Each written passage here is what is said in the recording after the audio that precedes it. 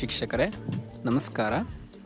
ಈ ಒಂದು ವಿಡಿಯೋದಲ್ಲಿ ನಾನು ಪಾಠ ಆಧಾರಿತ ಮೌಲ್ಯಾಂಕನದ ಒಂದು ಫಾರ್ಮೇಟನ್ನು ತಿಳಿಸ್ಕೊಡ್ತಾ ಇದ್ದೀನಿ. ಈ ರೀತಿ ನೀವು ಫಾರ್ಮೇಟನ್ನು ಮಾಡಿಕೊಂಡ್ರೆ ಭಾಳ ಸುಲಭವಾಗಿ ನೀವು ಮಕ್ಕಳ ಒಂದು LBA ಟೆಸ್ಟ್ನ ಅಂಕಗಳನ್ನು ಇಲ್ಲಿ ಎಂಟ್ರಿ ಮಾಡ್ಕೋಬೋದಾಗಿರ್ತದೆ.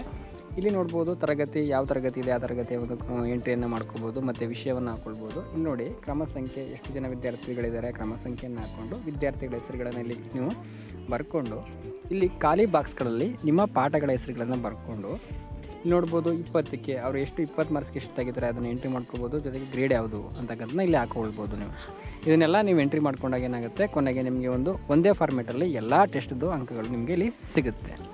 ಯಾರೇ ಬಂದು ಕೇಳಿದ್ರು ಕೂಡ LBAದು ಮಾರ್ಕ್ ಶೀಟ್ ಕೊಡಿ ಅಂತ ಹೇಳಿದಾಗ ಈ ಫಾರ್ಮೇಟನ್ನು ರೆಡಿ ಮಾಡಿ ಇಟ್ಕೊಂಡ್ರೆ ಬಹಳ ಈಸಿಯಾಗಿ ನೀವು ಅವ್ರಿಗೆ ಫಾರ್ಮೇಟ್ಗಳನ್ನು ತೋರಿಸ್ಬೋದು. ಜೊತೆಗೆ ನಿಮಗೆ LBAನ ಆನ್ಲೈನ್ ಎಂಟ್ರಿ ಮಾಡಬೇಕಾದ್ರೂ ಕೂಡ ಇಲ್ಲೇ ನಿಮಗೆ ಎಲ್ಲ ಡಾಟಾಗಳು ಸಿಗೋದ್ರಿಂದ ಬಹಳ ಇದು ಶಿಕ್ಷಕರಿಗೆಲ್ಲ ಫುಲ್ ಆಗುತ್ತೆ ಅಂತ ಹೇಳ್ಬೋದು.